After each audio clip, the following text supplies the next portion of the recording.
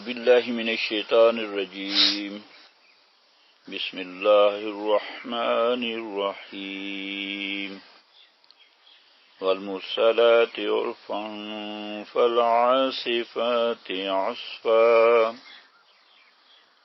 والناشرات نشرا فالفارقات فرقا فالملقیات ذکرا عذرا او نصرا صدق اللہ العظیم رب اشرح لی صدری ویسر لی امری واحلل عقدۃ من لسانی یفقہوا قولی آمین یا رب العالمین۔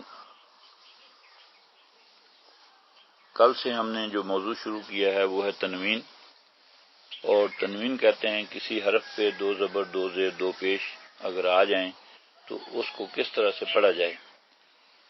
آج کی جو آیات ہیں 6 آیات سورہ مرسلات کی، ان میں ہم اگر غور کریں تو 3 حرف ہیں جن پہ دو دو زبریں آئیں۔ ایک حرف ہے فا، اس پہ 2 زبر آئیں تو فا 2 زبر فن ہوا، اور اس سے جو الفاظ یہاں بنے ہیں وہ عرفن اور عصفن۔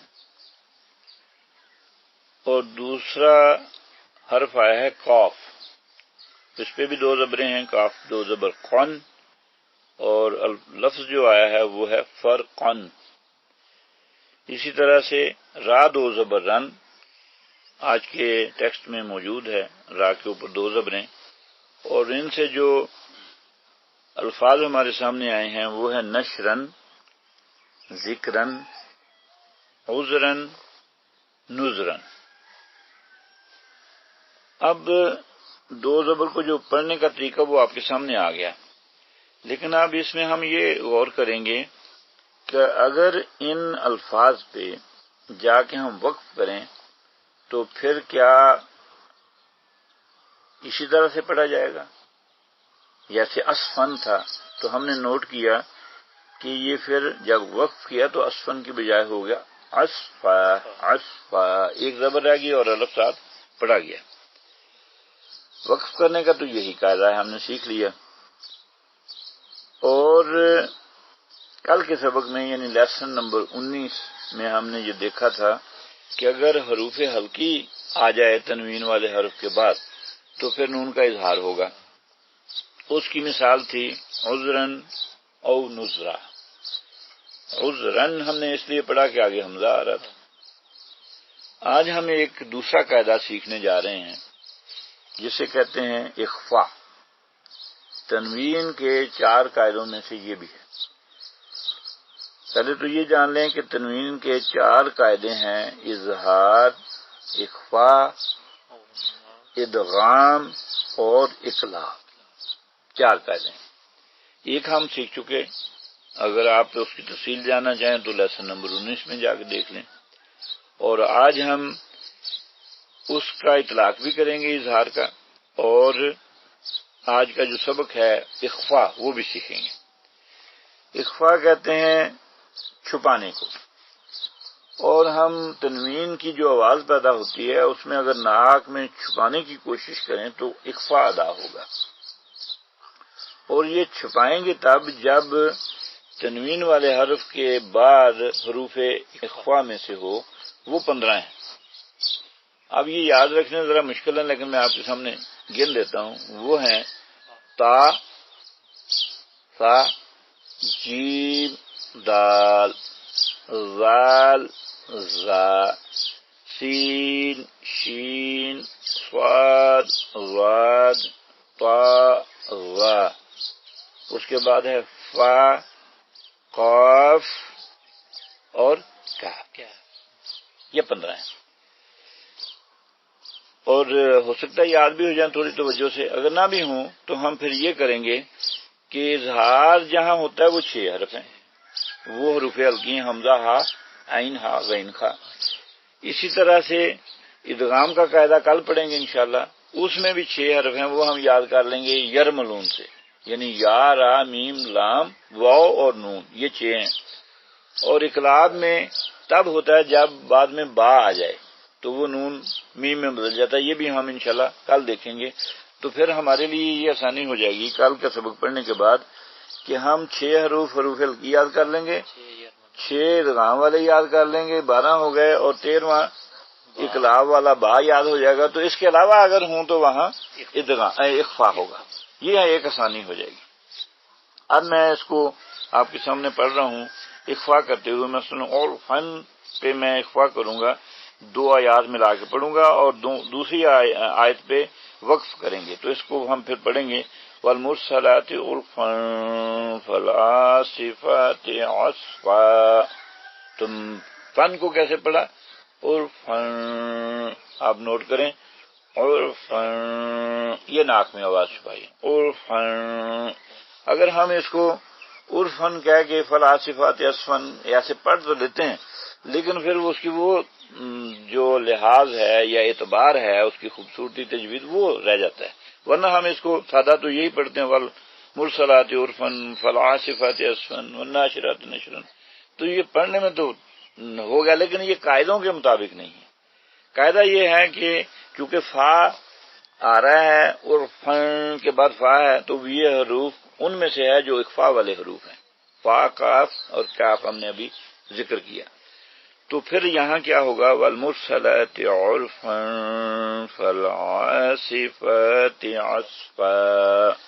اب یہ عصفا اس لیے ہوا کہ ہم نے یہاں ٹھہرا. اب دونوں چیزیں ہم ساتھ ساتھ سیکھ رہے ہیں.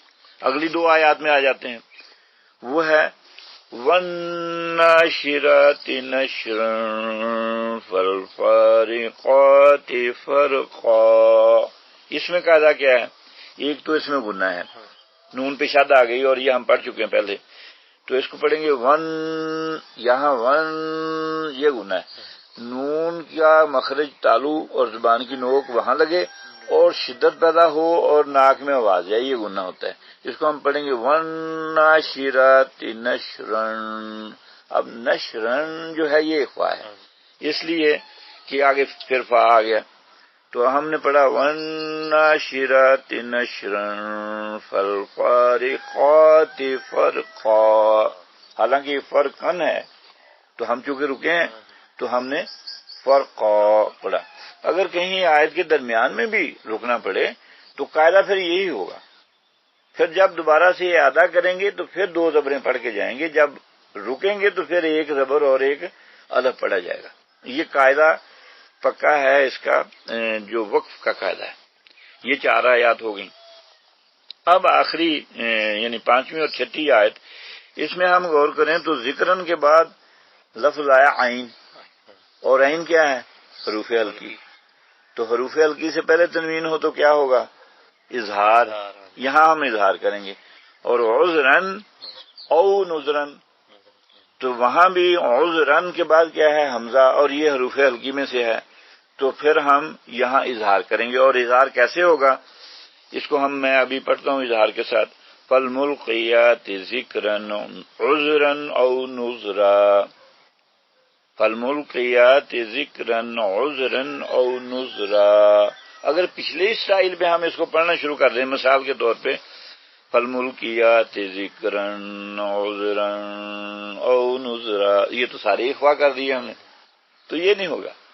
یعنی ہوتا یہ ہے کہ ایک قاعدہ اگر سیکھ لیا جائے نا تو وہ سب پہ ہی ہم اپلائی کر دیں گے. کہ اب نون کو لمبا کھینچنے لگے ہیں، چھپانے لگے ہیں، تو جہاں اظہار کرنا تھا وہاں بھی اخفائی کر گئے. ایسا نہیں کرنا. فالملقیات ذکرا یوں نہیں، یہ ہے فالملقیات ذکرا عذرا او نذرا. اچھا، عذرا او نذرا ہم نے کہا، تو نذرا جو ہے یہ نذرن ہے. یہاں آیت پہ ہم رکے تو ہم نے نذرا پڑھا. میں آپ کو کہتا ہوں کہ ہم نہیں رکتے اس پہ بھی آگے ملاتے ہیں. تو ہم دیکھیں گے کہ اگلی آیت میں پہلا حرف کیا ہے. وہ پہلا حرف ہے حمزہ. تو یہاں پھر کیا ہونا چاہیے؟ اظہار ہی ہونا چاہیے. اب تینوں جگہ پہ اظہار کر کے پڑھیں گے تو کیسے پڑھیں گے؟ 7ویں آیات ساتھ ملا کے پڑھتے ہیں. پڑھا جائے گا فالملقیات ذکرا عذرا او نذرا انما توعدون لواقع. یوں ہوگا. یہاں اب 3 اظہار ہم نے کی. فالملقیات ذکرا عذرا او نذرا انما توعدون لواقع. یہ ہے تجوید کے جو معاملات تھے، اس میں ہم نے آج 2 قاعدے ہمارے مکمل ہو گئے، اظہار اور اخفاء۔ کل انشاءاللہ کل کی نشست میں ہم پڑھیں گے ادغام اور اقلاب، اس کا تعارف بھی وہی ہوگا، آیت بھی انشاءاللہ نئی ہوگی، تو وہ ہم سیکھنے کی کوشش کریں گے۔ آئیں اس کے پیغام کی طرف۔ یہاں پہ کچھ صفات کا ذکر ہے 6 آیات میں، اور قسمیں کھائی گئی ہیں۔ اب موصوف کیا ہے جس کی قسمیں کھائی جا رہی ہیں، اس میں مختلف آ رہے ہیں، کیونکہ اللہ نے بتایا ہی نہیں۔ تو کچھ کے نزدیک یہ ہواؤں کی قسمیں ہیں، کچھ کے نزدیک فرشتوں کی قسمیں ہیں، کچھ کے نزدیک پہلی 4 ہواؤں کی قسمیں ہیں، آخری 2 فرشتوں کی قسمیں ہیں۔ تو ایک مزاج تو یہ ہے کہ ہم موصوف ڈھونڈنا شروع کر دیں کہ کس کی قسم کھائی گئی ہے۔ تو چلیں وہ جن کا فیلڈ ہے وہ کریں۔ ہمارے لیے تو اس میں جو سیکھنے کی بات یہ ہے کہ یہ قسمیں یا یہ شواہد کس بات پہ اللہ ہمیں کیا بتانا چاہتے ہیں۔ ہمارا تو مقصد وہ ہے کہ پیغام اس کا ہمیں پیغام مل جائے۔ تو ہم ہواؤں کی قسمیں، جیسے پہلے 4 میں تو واضح ہے کہ یہ ہواؤں کی قسمیں، اور مفسرین زیادہ اسی پہ متفق ہیں۔ تو اس کا ترجمہ پھر یوں بنے گا، والمرسلات عرفا، قسم ہے ان کی جو بھیجی جاتی ہیں لگاتار، یعنی ہوائیں، فالعاصفات عصفا، پھر زور سے جھونکا دینے والی ہیں۔ اب جب جھکڑ آتا ہے زمین پہ تو پکی کچی سب فصلیں، پھل، ہر شے برباد۔ اور اگر یہی طوفان آ جائے سمندر میں تو چھوٹی کشتی سے لے کے بڑے بڑے جہاز جو خطرے میں پڑ جاتے ہیں۔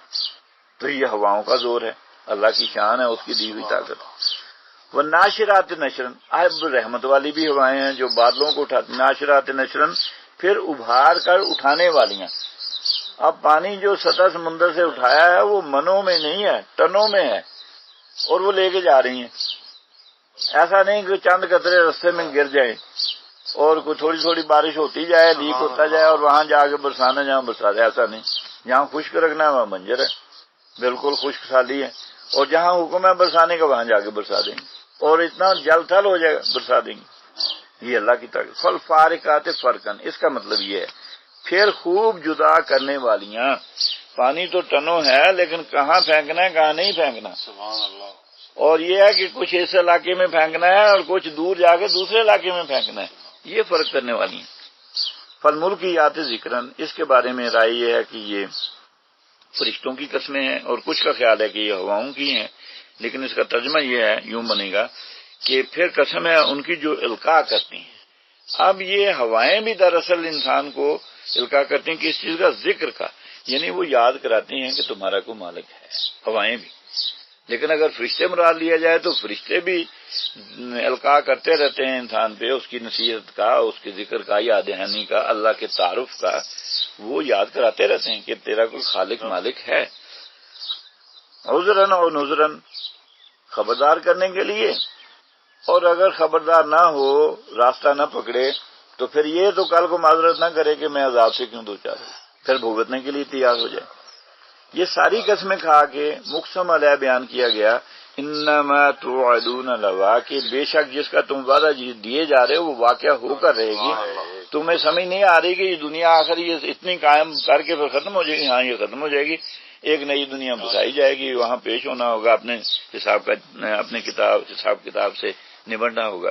تو یہ ہے مقسم علیہ۔ تو جو میسج ہے وہ بڑا کلیئر ہے۔ اگر مقسم علیہ جو موصوف ہے نہ بھی پتہ چلے یا پتہ چل بھی جائے اور ایک سے زیادہ بھی ہوں تو ٹھیک ہے، ہوائیں بھی مراد لی جا سکتی ہیں، فرشتے بھی مراد لیے جا سکتے ہیں۔ کچھ نے کہا قرآن کی آیات ہیں، یہ القاء کرتی ہیں انسان کو ذکر۔ تو یہ جو بھی مراد لی جائے، مقصد ایک ہی ہے کہ وہ آخرت کا یقین پختہ ہو جائے، تب جا کے انسان کا عمل جو ہے وہ ٹھیک ہونا شروع ہوتا ہے۔ اللہ تعالی ہمیں اس پیغام کو سمجھ کے عملی زندگی میں اس کو لانے کی توفیق عطا فرمائے۔ جو ہم سیکھ رہے ہیں تجوید، اس کو ہمارا سیکھنا آسان کر دیں۔ رب یسر ولا تعسر وتمم بالخیر، وآخر دعوانا ان الحمد للہ رب العالمین۔ جزاک اللہ خیرا واحسن الجزاء۔